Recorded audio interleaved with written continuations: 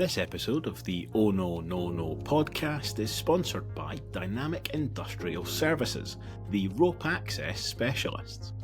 As long-time Raith Rovers supporters, we are very familiar with ropey performances. But if you need a service that's more Sam Stanton than Willie Accio, look no further than DIS.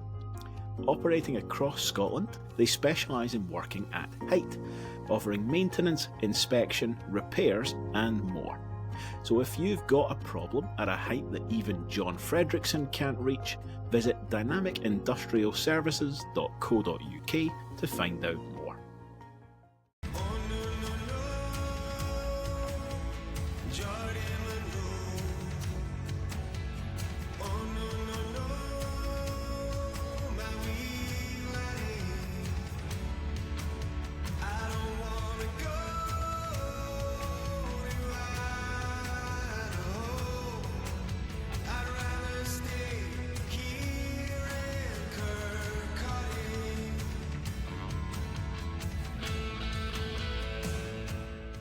Masters of the Air? No, we're not talking about the new Tom Hanks Steven Spielberg mini-series. We're taking a look back at Raith Rovers' 2-1 victory yesterday at Starks Park against a windswept Ayr United. Rovers took the lead later in the first half, Dylan Easton curling in a wonder goal, before Logan Chalmers put the honest men back on level terms. 25 minutes from the end, a Jack Hamilton penalty sealed all 3 points for the Rovers. My name's Robbie, you're listening to the Oh No No No podcast. Today I'm going to be joined by Duncan Cameron, who's, rather than hosting, he's taking the Scott Brown role of utility man and moving from the middle to answering all the big questions for us. How are you doing, Duncan? I'm doing very well, thank you, mate. I will fill in wherever required. Excellent. We've got Carol, nosotros no tenemos viento en Cataluña. Smith. Hola, buenas tardes, ¿cómo estás? Muy bien, muy bien. And Callum, what's Slovenian for cult hero? It's your boy, C. Blythe. How you doing, Callum? My camera was working for a bit and now it's not. Clearly, I'm not allowed to show my face. I should probably add, we started this podcast at 7 o'clock, it's now 8 o'clock and it's been riddled with technical issues. So, ideally a bit of a laugh here today. Now, looking back to yesterday, Ian Murray rung the changes going into the game. We saw multiple movements across the pitch in terms of Keith Watson, Jack Hamilton, Dylan Easton, Ross Matthews, Aidan Connolly coming into the squad. You had Ewan Murray, Zach Ruddin, Lewis Vaughan, Kyle Turner and Josh Mullen all dropping out. Carol, just to start us off, when you saw the lineup, were you quite happy to see those changes? Ian Murray bringing them across the squad? Yeah, definitely pleased. I think the problem last week in Dundee United was definitely team selection and the raging gap in the defensive midfield, which Ross Matthews filled really well yesterday. I think that's what we needed. So yeah, I was definitely pleased. And on the bench, not substitution finishers, we definitely had a bench that looked like if we go down, we're coming out to finish this.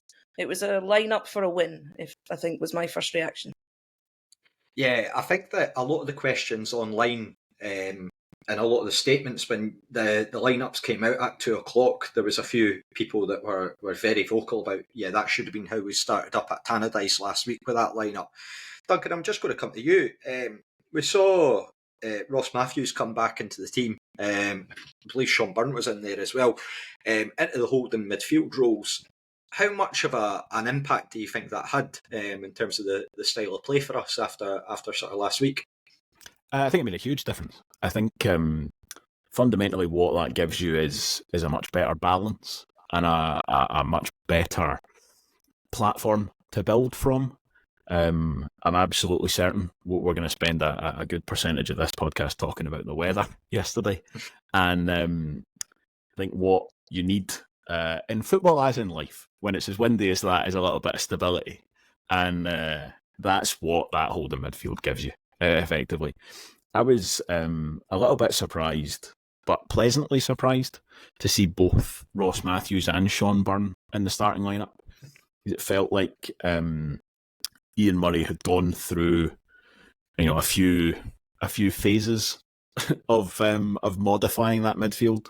A lot of the time when we've been playing two sort of holding midfielders, quote unquote, Sam Stanton has been one of them, or like last week, Kyle Turner and Sam Stanton were both of them. And actually, in Ross Matthews and Sean Byrne, you've got two midfielders who are naturally, placed in that sort of defensive midfield. So I'd say I was quite pleased to see that. I think, I would agree with anybody who says that's the kind of lineup that we're looking for last week. And it definitely was required. I don't think yesterday was the day to be going kind of toe-to-toe and throwing people forward. I think we needed that little bit more calm, a little bit more conservative approach almost. And then that's what you get from those two midfielders. Yeah, I think that when you're looking at the team, it definitely added a balance, and it allowed Sam Stanton to really. You saw him pop up in the first goal as to sort of almost feed the ball out wide before it then gets its way into Dylan Easton. And just across the pitch, it just felt a far more assured performance, even though the conditions weren't the best. So I think you've got to give a bit of credit as well to Ian Murray. I know that last week he'll probably be the first to admit that he got it wrong, but at the same time, he's run the changes and he's made them when they've been necessary there. And it shows, I would argue, it shows the importance of Ross Matthews in particular, how well he played over the piece. But just to turn back, obviously, you mentioned the weather there, Duncan. I'm going to turn to you now, Callum. How concerned were you about the conditions going into this one? Did you think that was going to be a real leveller?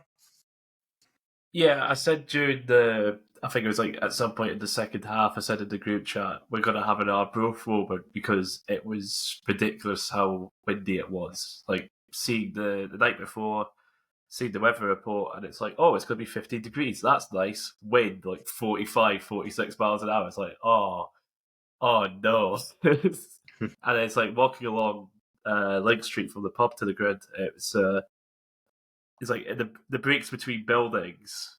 You can feel it. You can feel it was a crosswind heading up to the fourth, and of course, looking out onto the fourth, you just see how choppy it was. And you just thought, oh god, it's like this is not going to go well when the ball goes into the air. Thankfully, it was a crosswind rather than a tailwind or headwind. Because if it was that, then you'd probably have seen a lot more Route 1 from whatever team is got the wind to their back. And then, so instead of like a ball going 40 yards further than it should, or like going to a goal kick going to the halfway line and coming back on itself, they just sort of went from the railway stand down the main stand tunnel pretty much. I think it was best showcased at half time with the children's ball throwing thing. It's like they have railway stand near the corner at the bottom of the south stand with the railway stand, and so all the birds are chucking the balls onto these wee foam balls onto the pitch. And it's like the moment they go onto the Astro, they all just shoot off towards the tunnel down at the main stand. I think they're still going now, to be fair. Wouldn't surprise a couple me. of them are still on their way. It was a very wholesome moment to see the wee girl that had obviously didn't quite have the strength of the other older children to get her ball going all that way, but she's got her just towards the pitch side, but that's been enough for her, which I thought was actually a really, really wholesome moment. Probably didn't expect to win, but then she came out on the top. corner flag. Yeah, it's maybe. Adapting to the conditions. That's exactly what you need on a day like that. Well done. Good game management. Just good game management. Yep. Exactly. Yeah. We'll rewind it back. Sign her up. Aye. Long throws, loose strap-esque. Yep. But yeah, we'll rewind it back into the first half. Carol, just going to go to you. There wasn't really too much on offer in terms of the highlights package put out by Raith TV. And I don't think that's a criticism of the side, just it's more... Callum's touched on that the conditions didn't really favour any team, and it was that sideways win. The real moment of quality sort of came in the first half before the goal when Dylan Easton worked the ball into the weight of the box, and then Aidan Connolly had one cleared off the line. Do you think at that moment sort of our tails were up? Yeah, it did have that whiff of, we're going to be one of those games where the wind is just going to stop us scoring. The line's going to stop us, the crossbar's going to stop us, we're just not going to score. So the tails were up, but I was like, is it just going to be a scrappy fight to half time and then we'll come out second half and the win's not going to help us. The first half, I think, was just a bit stop and start with conditions, and the ref was a bit whistle happy. He did seem to want to stop it a lot. I don't know if that was just me, but he did seem a bit whistle happy in the first half. Yeah, and tried to slow it down. I thought that booking in the first 5 minutes was quite harsh, actually. Yeah. I don't know if you had a better angle on it, Carol. There was we were talking about it in the stand, and it's like, in terms of the time in the game and the sort of position and everything, it seemed a little bit harsh. So if he caught him quite high or something, James Brown obviously did take a sore one, but no, I don't think so. I mean, I looked like a card that this was, I'm going to stamp my authority on the game, but then didn't really make any difference to it at all. I feel like sometimes with those early bookings, like the referees can both create a rod for their own back, but also for players. I think that quite a lot of the time you see it, and because there's no malice in it, I think the referees need to give them a bit of leeway for any future bookings, because was it McAllister? I think he had a couple of tackles after that weren't really anything dangerous, but repetitive fouling. But he wasn't in any danger of getting sent off, and nor should he have been. I think that it was just that the referee put him in that position there, and ultimately it was a very harsh booking, I would say. I'm also, though, pretty sure that in the last time we played there at Starks Park, I was complaining the referee didn't book anybody early enough. So they really kind of win, to be fair to them. That is very true. That is very true. Duncan, we'll talk about the goal now. Dylan Easton, birthday boy, manages to show up trumps with a peach of an effort. One for the ever-growing showreel from Dylan there. Just talk us through the goal. Yeah, it's a little bit of kind of Route 1 football almost, which I've actually, it was last week at Tannadice. I quite, I don't know if I would say I enjoyed it, but I think it was Dundee United when they put up their clip of the goal. They labelled it Route 1 football, and it's quite nice just to see teams kind of admit to that. Sometimes it almost feels like it's a bit of a dirty word, or words. It was, it's a big ball up from the goalkeeper, and why not? You get that kind of, especially on a day like yesterday, it's going to be tricky to kind of get everything you want, so stick one up, see what happens. Really, as you say, once it goes out to Dylan Easton, everybody knows fine well that he's only really got one thing on his mind. But something we mentioned in the pre-match was about Ayer's kind of defensive issues and the fact they were going to have to move their fullbacks around. And what you don't want when you're a centre-half who's having to play out a fullback is Dylan Easton, really, full stop. And I think it's a very clear example of why you don't want that, in the way that as Dylan kind of, when he feints one way and goes the other way, as he often does, the defender actually ends up turning in fully, actually turns his back to Dylan as he's trying to just follow him almost. It really is kind of tying him in knots. And then the finish is excellent. The goalkeeper's got no chance from there. And we know he's got that. And I think on a day like yesterday in particular, it was going to take something like that. And obviously we've got Logan Chalmers to come, but it's very much the kind of same thing. These are the kind of guys who can make a difference. And to go back to the original, the last question that you asked me, I think it's having that strong base in midfield should hopefully allow you more chances for your Dylan Eastons to go and just do Dylan Easton things. They're not having to spend quite as much time worrying. And I actually think, as much as anything, that was a function of how Ayr United set up. I don't think they could get any kind of foothold in the game in the first half because of how much control the Rovers had, even though they weren't generating loads and loads of chances. Yeah, I think that's a very fair summary. Interesting, your appraisal there of Route 1 football. Dougie Imrie, if he's not abusing Airdrie's female members of staff and rather bizarre incidents down tunnels at the Excelsior, is probably sitting there saying, I knew it all along. But yeah, Callum, I'm just going to go to you now. That's Easton. He got his goal in the derby and a goal yesterday, as well as winning a penalty. Do you think this is a bit of a renaissance for him, a return to form?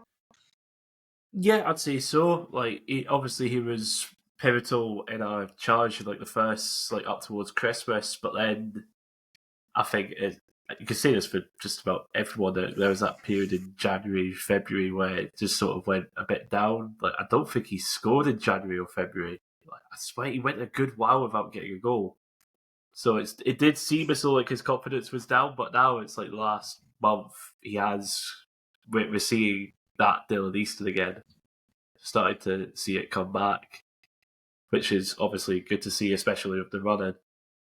So hopefully he's all firing on all cylinders. Yeah, fully agree. I mean, I think that's going to be a sentiment that you'll get across the Rovers support. And when you look out standout players in the Championship, certainly for ourselves, Lewis Vaughan and Dylan Easton are the two that really probably jump out, along with Sam Stanton as being the players that really make us tick, along with your likes of Liam Oat, Tony Watt, Brian Graham, Fitzpatrick. Those types of players that you really sort of see popping up if you're looking on your flash scores and you're going through your games. Those are the types of names that you're expecting to pop up. So it's great to see him get back into that sort of form, especially on a special day like his birthday. He's always the type of person that does. I know that he winds up opposition fans something fierce, but when you actually look at him as an individual, he's constantly at the games with his family, with his kids. He's always got his kids at the end of the games. It's really just nice to see him get back into that sort of vein of form that you do want from him. And again, it will be interesting, given that the Courier I mentioned before, I've been talking about a potential contract renewal for him. So hopefully that's something that we'll see him put pen to paper in the near future and get him back on a longer term deal, because he is the type of player that can win you games. Halftime comes around. One of the more eventful halftimes at Starks Park, got to say, along with the half-line shot that's been mentioned by Callum. Again, we said it to him, reached out via a message on Twitter, but Jim Foy obviously had the fall in the railway stand club photographer, one of the photographers for the Rovers. I believe it was a broken femur and needed his head sort of bit of treatment there. On behalf of everyone, just really wish Jim all the best of luck. I know that he's got sort of surgery planned, and hopefully that he can make a very swift recovery and we'll see him back at the games. He had so much in terms of sort of the photography. I've spoken with him before and we've taken some of his images with his permission and sort of said just to make sure that we're giving him full credit, and he's done that for numerous years. So again, just on behalf of everyone, hopefully swift recovery for him and he can get back down to Stark soon with this football team, and hopefully the result gave him a bit of positive cheer, which would be well needed. So second half comes around and Logan Chalmers came on as a substitute. Now going with Alan Troughton and Scott Agnew-esque James Keatings. Is he now becoming one of those people, Carol, that you kind of get the fear about when he comes into games? Completely, 100%, utterly. You're like, you're like, that's it. He's going to score. He's going to equalise. He's going to do something. And yeah, your head just goes down when you see it. That's it. It's kind of like the game on Tuesday night. You're like, anybody but Airdrie. Anybody but Airdrie. Yeah, it's that whole team in general, but yeah, definitely. More about them in a bit. We've got the preview to come later on in this episode, so we'll keep our powder dry on that one. Duncan, just your thoughts on that equaliser for Airdrie and how it went? Yes, first of all, I think just on Logan Chalmers in general, I'm amazed that he didn't start. I can only assume that's to do with fitness. I know he had missed a couple of games recently, but there's a little bit of, I mean, he's playing Bovril, so who knows how much credence to give it, but a little bit of maybe disgruntlement from some of the United fans about him. Like, I'm not convinced about the effort that he puts in and all this kind of stuff. Like, I don't know, based on the evidence I've seen him, I think he's outstanding. Like I've said it before and I'll say it again. I'm really surprised Dundee United haven't found a use for him. Yeah, they didn't think he would offer something to them this season. And I thought he made a real difference to Ayr United when he came on yesterday, even before he'd scored the goal. You know, first half, they were really not getting out particularly well. As we said, you know, the Rovers, without creating a huge amount of chances, were very much in control first half. But I thought it was Logan Chalmers when he came on, just gave them an out ball and, you know, gives you something to think about, something to worry about. The goal itself, I think there'll be a little bit of frustration when the Rovers are watching that back, just purely because it's a throw-in in the box. You'd always hope you'd be able to kind of defend it, but it's 2 throw-ins in quick succession. They defend the first one really well, and then the second one comes in. It's a lovely little touch, kind of into the path of Logan Chalmers, and then it's a very Dylan Easton-esque finish. And as much as he doesn't panic, doesn't rush it, he just kind of wraps his foot around it, and that's what it needs. Very tiny finish. Felt like it kind of came out of nowhere, in as much as I think it was the first real chance that Airdrie United had. Now, I don't know if this is maybe just sympathetic interpretation on my part, but I felt like the wind had shifted a little bit into the second half, where it was kind of very much across the field in the first half. It seemed like it had kind of just shifted a little, maybe 45 degrees towards Kevin Dabrowski's goal. In the second half, made it just that little bit tougher. But I will say, I don't think there's anything that Kev can do about the goal. As I say, it's well finished. It's well out of his reach, much like the first one is for their goalkeeper. I thought he had a very good day. Actually, to be fair, you probably could say the same of both goalkeepers. Because I said it before kickoff, like, it's not a day to be a goalkeeper. You know, as Callum says, the wind in your face is probably worse. But even a crosswind, it's not easy. And I thought as both goalkeepers dealt with it quite well. Both, even in terms of kicking, you know, though we know there's always a lot of focus on Kevin Dabrowski using the ball with his feet, I thought he did absolutely fine. Not an issue at all on what would be a very tough day. So I say, nothing he can do about the goal. But other than that, I don't think he was. I can't remember him being even vaguely at fault for anything else. I thought he did a really strong afternoon under kind of testing circumstances. Yeah, I think that's very fair points. In particular, I thought it was difficult for the centre halves. Keith Watson had a solid game, but for him and Brown at the back, I know we'd spoken about Ewan Murray missing out, but I think it was always going to be a tough afternoon if the wind was going to shift, which it did, to make it sort of very swirly, shall we say, for our defence. With the ball coming down on them, and that's sort of the game that it came into. There was a couple of times where the Ayr keeper, who basically came in, what's his name? It was Clark. That basically there was a few kicks that he had where it was going long. There was a bit of chat about me, like, could there potentially be, as was mentioned by Callum, a scoring keeper again today, but fortunately never came to pass. Which then in turn, to come back to you, Callum, what were your sort of thoughts after the goal? Were you feeling a bit concerned that Ayr would potentially press on and that we could be put really under the cosh at that point? I didn't feel too concerned. Like, as you say, that was their first real chance, but I felt we'd been on top of them, sort of, like, maybe about 65-35, 60-40, about that. So I sort of felt it might make it a bit more even. Well, obviously it did make it a bit more even. They've equalised, but I still felt we had a bit more momentum behind us. I think we were more threatening going forward than they were. And as you were saying about, like, making it difficult with the wind, it was like the amount of times where it's like the ball was in the air and it's like the defender, or it's like whoever's underneath, like, sets himself up to, like, hit the ball wherever. And it's like the ball would just move. Like, so many times you would see players, like, in the midfield just missing it completely. Or I think there was one towards the end where I think Scott Brown, it's like he'd had himself set up to, like, you know, it's like usual just standing and then header it away, but then he sort of had to, like, dive towards it to get away from one of the Ayr players. It was like, that would have been my concern with the wind, where it's like something like that happening and it falling to a player.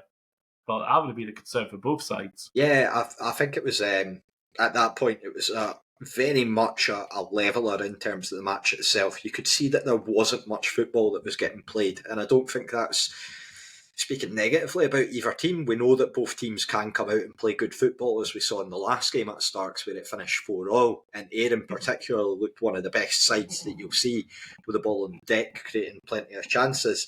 Just in terms of the penalty, I'm going to come back to you actually, Callum. Just what were your thoughts on it? Oh, it was a penalty. Like, it was definitely a penalty. It's like there was a bit of a stramash like next to the goal, and it was like there was. I think who was it that won the penalty? Was it Smith? It was still in Easton. Was it? Oh, it was Easton. Yeah. It's because he cut his hair. He's like got a skinhead now. I thought it was someone else, but yeah, it's like he looked like he was fouled like just before it, and so it's like pretty much like half a South Stand were up already claiming for a penalty, and then there's another foul that comes in, and it's like, okay, that's definitely a penalty.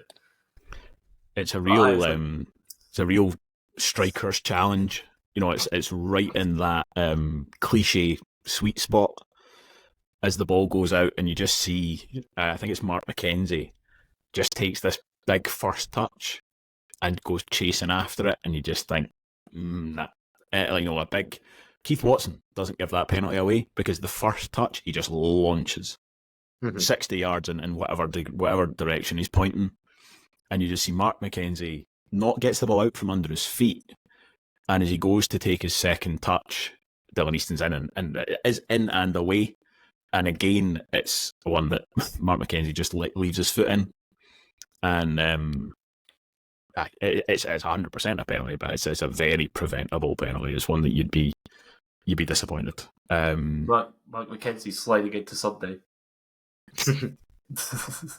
I think the thing is, he's not even sliding in. He's actually almost standing still, and you can see he turns with his hands up. Like, so you didn't touch him with your hands, Mark. You tripped him up with your foot. It's very clear. It's very clever play from Dylan Easton. He knows what he's doing. He knows he's going to be fouled. But it's quite a penalty, as you'll see. Yeah, I think that was from my view in the South Stand. You could see very quickly, like Dylan Easton goes in, and you're never sure if you're going to get penalties, but with that one, there was a high degree of certainty. Everyone turns to the referee, and straight away the referee's already pointing to the spot by the time that Easton's back on his feet. Carol, Jack Hamilton steps up, and to be honest, it's a bit of a pressure situation because it's a 1-1 draw. They're not to know that Dundee United are leading comfortably, other than what they've been told at half-time. He's got to wait a bit of a while before the free kick gets or the penalty gets taken, and then on top of that, the wind blows the ball off the spot. So, is it? How important do you think that's going to be for Jack Hamilton, his confidence as a centre forward getting back on the goal trail? I hope that they're prepped for it, but I think if that was me, I would be shitting a brick taking the penalty, and then the wind blowing it would not help the situation, because I just had I was like Doctor Who behind the sofa moment. Like, this is just going to go anywhere but the goal, and it's not going to be his fault, it's going to be the wind's fault, but people are going to see like that, and everyone's going to get grumpy and get on his back, and it's all going to end in tears in the 5 seconds that this was before the penalty was taken was going through my head.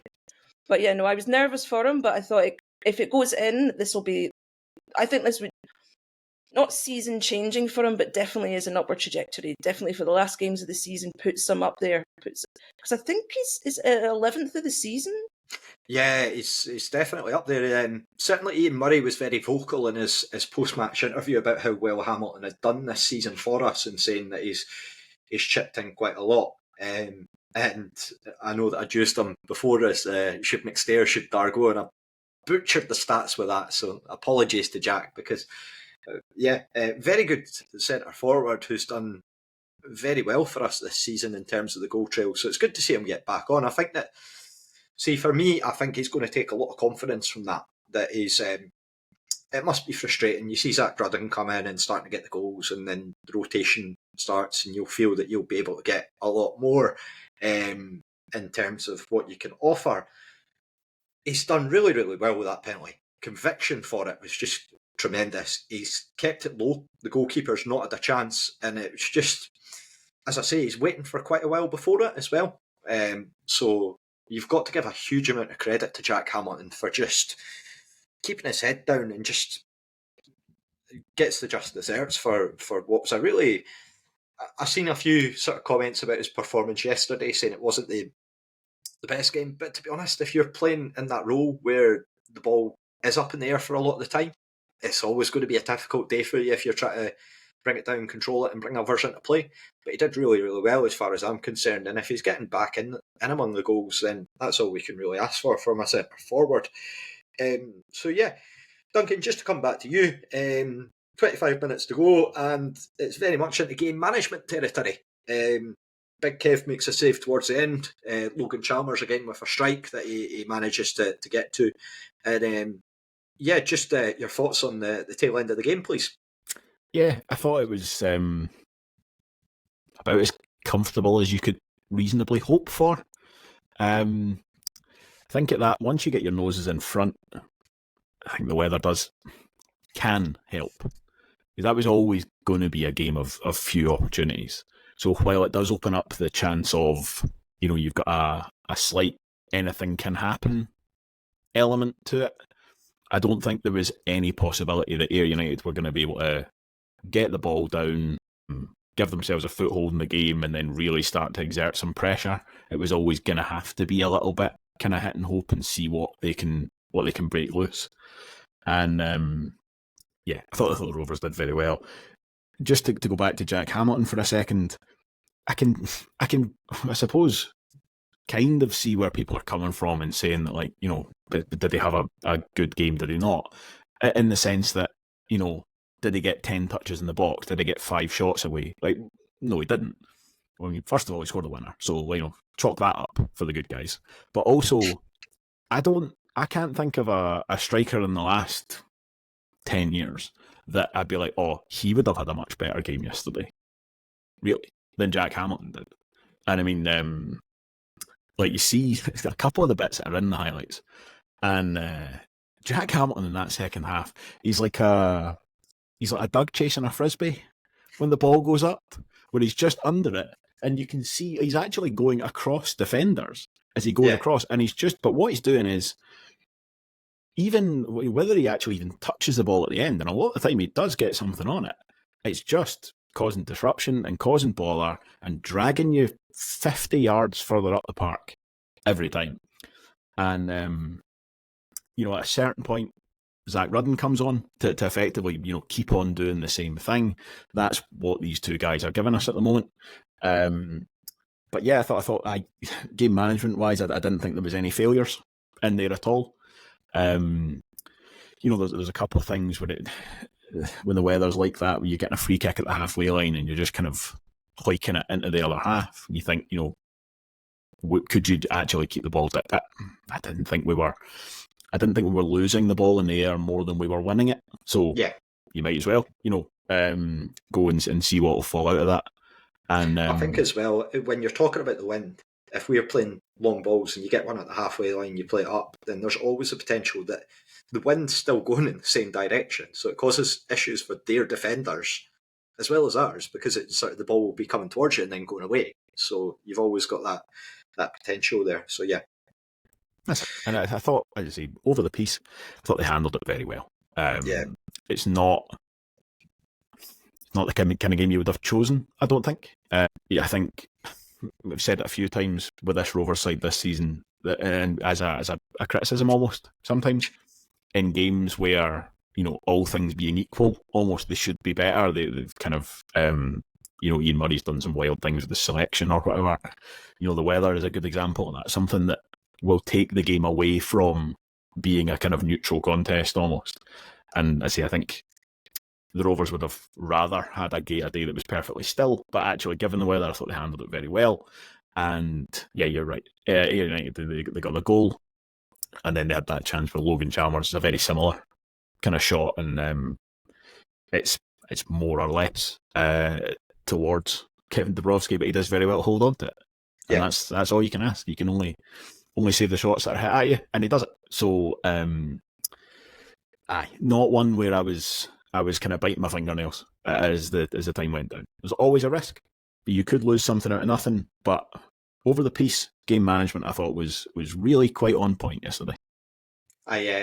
Football education for my girlfriend yesterday. She came to our second ever game, and our first experience was Alex Samuel scoring a hat-trick for Inverness against us. So fortunately, a bit of a better day. She is allowed to come back in the future because she's not completely cursed. But I did have to explain about game management and why Kevin Dabrowski was falling to the ground with the ball at every opportunity in Davy McGurn-esque fashion. But yeah, it gets you over the line, and it was very, very good at the end just to see us have that in a game where you see Dundee United running out 5-0 winners, and you do fear that Ayr maybe snatch something right at the depth, which would give us a real headache for going forward. But Callum, have you got any thoughts on the end of the game? I already said about the wind causing issues when it came to play, so it's like that was my fear, but it's like as it went on, it was like Ayr didn't really do anything. Like, there was that one shot from, I think it was Chalmers at the end, but Kev got a hold to it, and like that was like, it's like Kev got a hold of it, went down, it's like, that's it, we've got this, we've won, because I didn't see them doing anything else. Of course, it was stressful because it is like the 90th minute and you've got a 1-goal lead. You just want it to end. But no, I thought we were comfortable. I was very much confident that we were going to hold out and get that win. Obviously, didn't want to say it at the time because then we wouldn't have, because that's how football works. But yeah, no, it's pretty good. We did good well. Stuff. So the big question now, we turn our attention to who would be our man of the match. So, Carol, any stands out for you in particular? Ross Matthews, I think, had a fantastic game again. I think we really noticed when he's not there. I'm going to give a notable mention for Liam Dick because I think he had an amazing first half. I think he was definitely has been one of our best players the last few games is Liam Dick. So yeah, I'm going to Ross Matthews, but notable mention for Liam Dick. There's some serious fist thumping going on down in Ayrshire right now, and the Wondered Meldrum where you were household. going with that there. Definitely not any other way. But it's interesting that you mentioned Ross Matthews. Just a question for everyone here. I'll come to you, Duncan. Do you think he's put himself in a position where he's almost undroppable now? Listen, we've got Tuesday night's lineup predictions still to come, but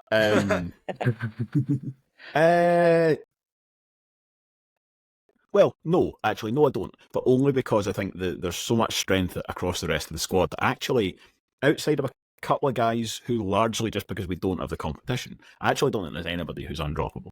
I don't think there is. I think, like Ross Matthews, his direct competition almost for his place, I would say, would be his most direct competition would be Scott Brown.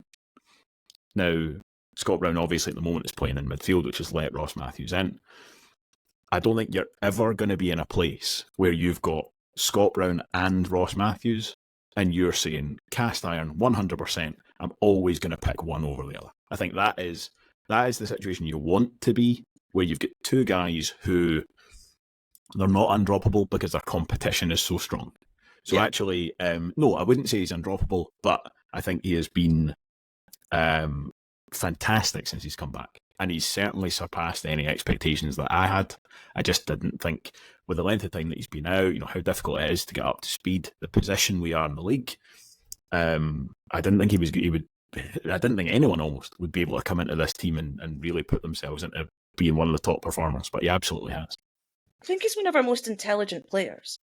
I think that's the way he's managed to get it. I think he's been observing and watching because he knows how we play and has slipped in.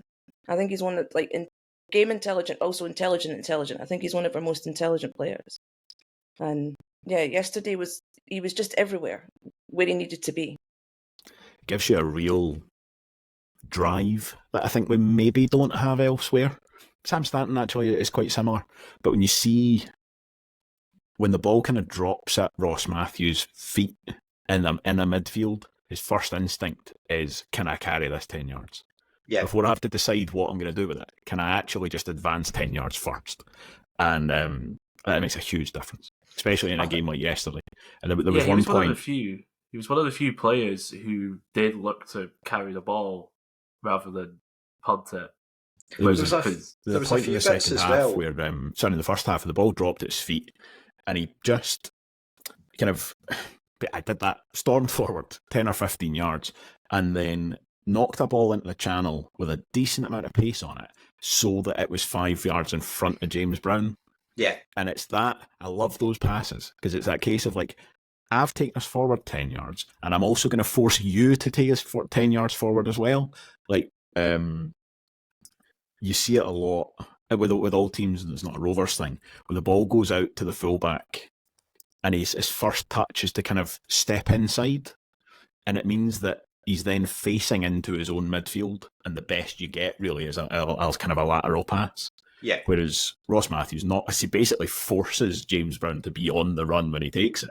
So it's like, I don't really care what you want, James. You're going for a run with this, and that again, as I say, just shifts you forward. Very funny, because I had the exact instant in mind. It was that for, I think that he doesn't maybe get the credit for his sort of like actual raw technical ability, Ross Matthews, at times. He gets seen as sort of like a holding midfielder, but aside with the drive, like, he does have the vision to be able to do passes like that and to be able to pull the play up the pitch in more way than one. So Duncan, just to go back to the initial point that I was going to ask, is man of the match.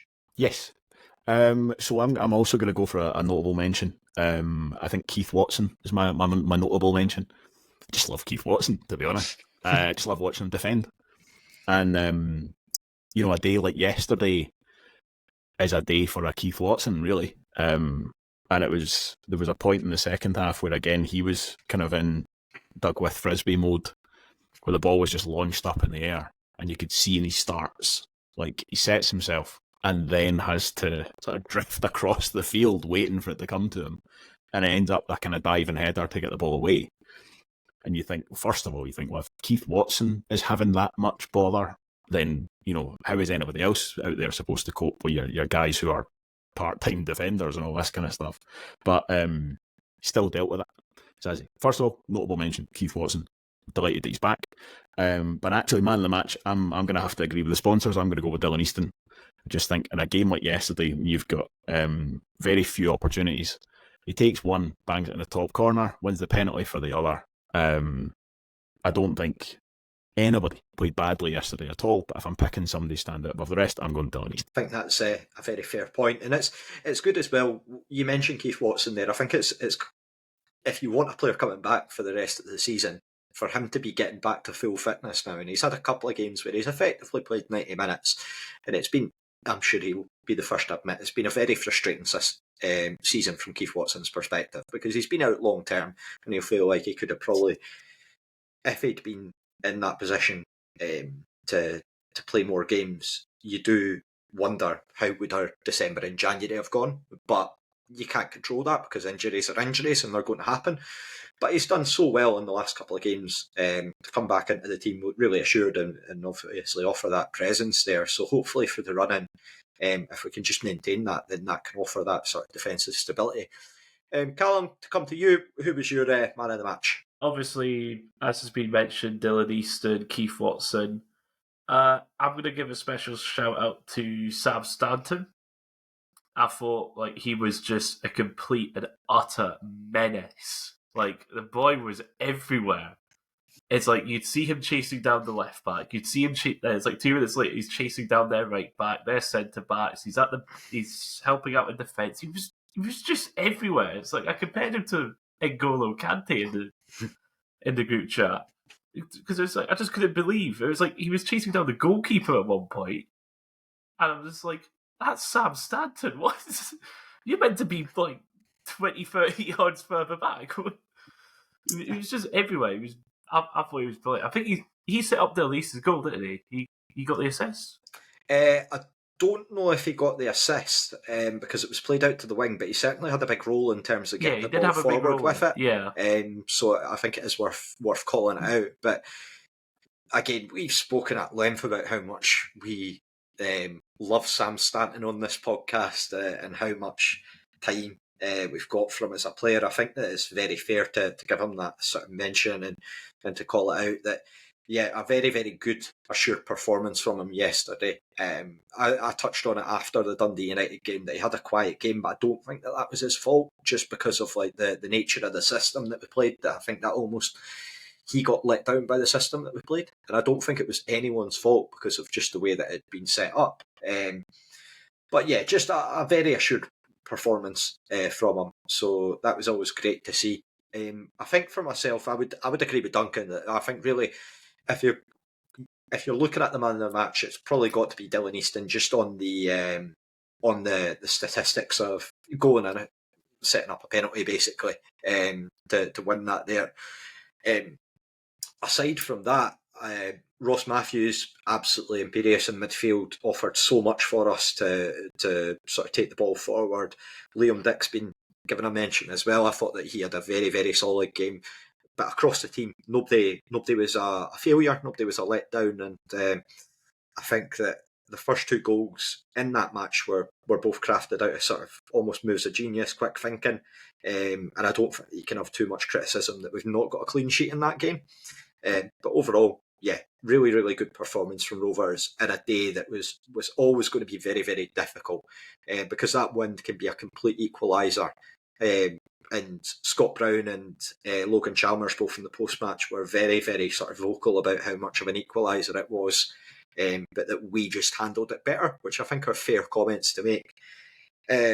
So that saw us to the end of yesterday's game, and we can now turn our attention to the one that's a wee shiver down the spine for a lot of Rovers fans. It's one that we've probably been looking at for a good wee while, thinking, let's see how this one goes. It's our old adversaries, Airdrieonians, who are unbeaten against Rovers this season, and obviously victors in the Challenge Cup semi-final. In their last 10 games, they've won 6, drawn 2, and 2 losses, both of their losses 2-1 away from home. So I'm just going to go firstly to an overriding point, Duncan. The main thing that can come out of this game if we win is that 3 points closer to United, but also we secure second place if we win it. So is that your sort of focus going in? No, not really. I don't think you just love disagreeing with me. Yeah, I think these are your questions you asked me for a reason. Just picking a fight. No, and to be fair, I'm actually going to agree with the point that you made on the last podcast, which is I don't think there's really anything to be gained by thinking about bigger pictures, effectively. I think we'll fall back to the old manager talk of it's one game at a time, and within that, it's the game itself. I don't think there's any benefit almost in thinking about this will secure second place. It's fine. There's still games to be played before you get into any of that. So, for me, the other thing in terms of taking it one game at a time and all this other stuff is, I think we are at risk of mythologizing Airdrie a little bit too much. Yeah. Because there's just Airdrie. And don't get me wrong, we've been forced to kind of say nice things about Airdrie quite a bit this season. Airdrie have been very impressive. They're much better than I would have expected. There's a lot to like about the way Rhys McCabe sets them out and all this other stuff. But they get beat by Ayr 2 weekends ago. Or just last weekend. I've got no idea. They get beat by Ayr very recently. They're not invincible. There is, I think sometimes the need for narrative kind of takes over. And so we haven't beaten them this season, but your sample size is only 4 games. It's not like Inverness where we hadn't beaten them in 20 years or whatever. Sometimes football's football and these things can happen. And I don't think that Rhys McCabe is sitting in his house just now thinking, I don't need to worry about Tuesday night too much because I've got their number. I think that's it's an easy narrative almost. This is going to be a tough game on Tuesday night because Airdrie are a very good football side, not because Airdrie have got some kind of Indian sign over the Rovers. It's interesting that you mentioned that though, because in the last 2 games we've sort of spoken about the Charlie Cowie effect, both with Dundee United and with Ayr. When you look at lineups and you say that's favoured too heavily in our favour, and now we're on the opposite. We've got a team that are playing against us that have beaten us or got results against us, 4 times now, 3 wins and a draw, and yet we're saying, oh no, that's terrible, that's the worst. So yeah, I think that's a very valid point that you've made there. It'll be interesting to see how we face up to them, particularly because before we've sort of chopped and changed our lineup for each of these games because of the sort of situations that we've encountered for them. So yeah, it's definitely one in it. As I say, Rhys McCabe's already been out in the press saying that, look, we've done well against them this season, but they're up there for a reason, was effectively his quotes. So it will be very interesting to see how the match pans out. Callum, Nikolai Todorov's obviously been in very, very good form recently, and across the Airdrie team they've been doing very, very well. What are your thoughts going into the game on Tuesday night? Don't let Todorov get the ball. Just find a way to keep him somewhere. You can just get some duct tape and tape him to the corner flag or something. Just anything to keep him outside of the box, because it's him. It is him. It's the past 2 or 3 games that we've played against Airdrie, it has been very 50-50. It could have gone either way. It's he is the difference maker for Airdrie. He is admittedly a very good striker, even though I hate him. So yeah, I feel like it's if we can keep Todorov quiet, we've got a good chance, but that's the big if. It's keeping Todorov quiet. It's like a sort of almost Marvel universe type, different villains against Raith Rovers in terms of our perspective, because you've had Logan Chalmers come up, Louis Moult's obviously scored plenty against us this season, and now you've got Todorov who's been continually banging them in against us as well. So very keen to see how we handle him. So for yourself, Carol, we'll go into sort of lineups next, but I'm interested to hear your lineup for the game, just on the viewpoint of, we know that Ewan Murray's not been taken to the farm. Whether he'll be back for Tuesday, we're uncertain. But do you think that, and this is going to be probably the most difficult question on this podcast this evening, because nobody has a clue how it's going to work, do you think he's going to stick or twist in relation to whether he'll keep Scott Brown at centre back, or will he bring in Ewan Murray? This is the most tactical lineup I think Murray's going to have to make. I'm going to pick up what Duncan said earlier. We have got a strong team. So who do you decide? Who do you drop? And I don't think it's dropping someone now. I think we're past dropping. It's who is the best player for this game, because we're treating one game at a time. What's the best for this tactics? What's the best to beat Airdrie? And I think it's stick. I think he's got to stick with what won on Saturday. It worked. It's going. It's strong. And then I think, if this happens, who do we have on the bench for this problem? So if Airdrie go 1-0 up, what are we going to do? If we go 2-1 down, what are we going to do?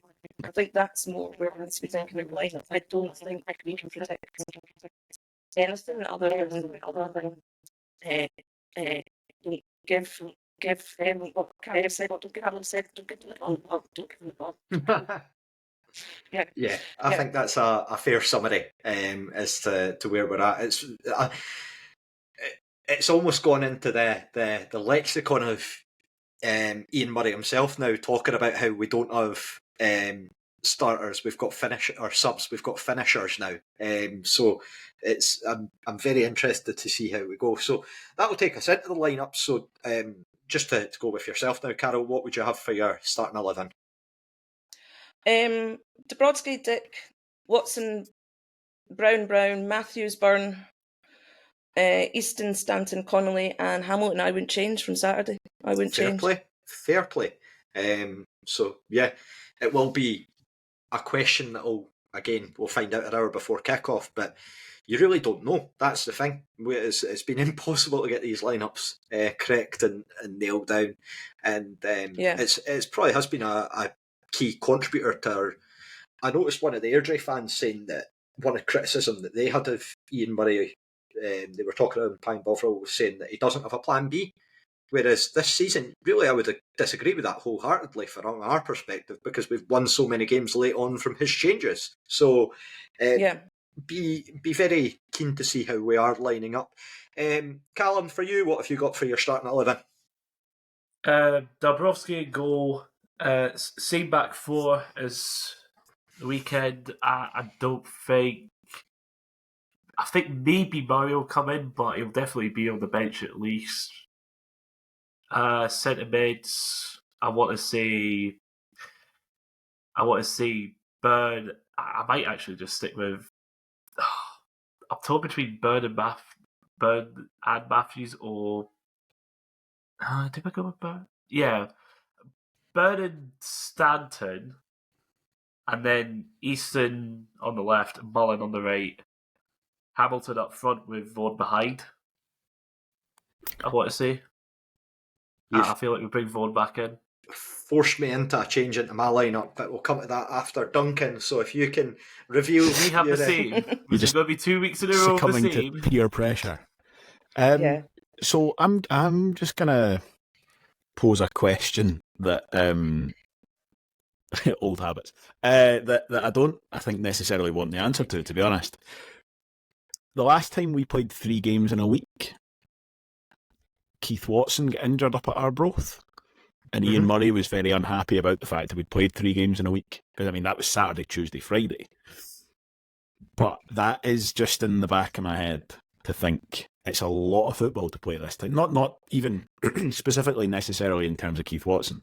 But I just think it's maybe by this time in the season, there's guys you don't know who might not be equipped for 3 games in a week. So I wouldn't be surprised to see other changes with that. Hopefully, Ewan Murray is through all his concussion protocols and is right as rain and available for this one. If he is, then I would make that change and I would bring Scott Brown out of defence. But actually, based on what we've just said about Ross Matthews, and you said, is he undroppable? And I said, no, he's not. Well, for the purposes of this exercise, yes, he is. Because I've left him in there. So actually, I would be, and I mean, this would have sounded mad 6 months ago, I would be putting Scott Brown all the way back on the bench. Which is easy. I'm almost surprised to hear myself say that. But I would go with Kevin Dabrowski in goals, Liam Dick, Ewan Murray, Keith Watson, and James Brown. I would stick with the kind of same holding midfield or the same defensive midfield of Ross Matthews and Sean Byrne. I would bring Josh Mullen back in for Aidan Connolly. Just again, it's a change. I think both of those guys have almost both done well enough to earn a start, but you can only pick one. So Aidan played Saturday, I'd play Josh on Tuesday. I'd have Dylan Easton on the other side. I really agonised over Mackinnon my number 10, and I have stuck with Sam Stanton. But with Vaughan having not played on Saturday, again, I wouldn't be staggered to see him come in, and I would keep Jack Hamilton up front. Duncan, we were so close. So close to having 2 in a row. And the only changes that I would have Scott Brown in the holding role instead of Byrne.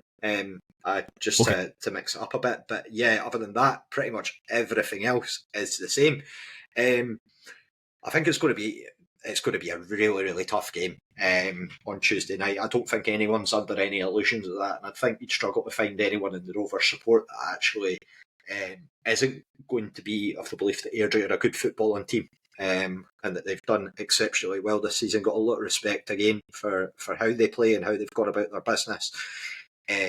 And again, they're in a position where they can potentially kick on, and I think a win secures them that they can't get relegated, which I know that they're not going to be looking towards because they're upwardly mobile and looking towards the playoffs. But at the same time, I have so much confidence in our squad going forward. I think that there'll be a lot of people watching tentatively from the DD postcode as to how Tuesday night is going to go, and I think a lot of people are writing us off already.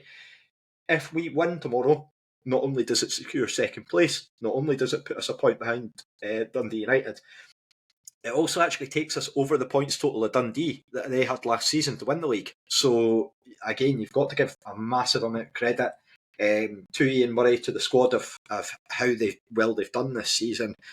And as you say, Duncan, Airdrie aren't world beaters by any stretch of the imagination. They are there to be got at, but at the same time, I don't think anyone's writing it off as an easy game.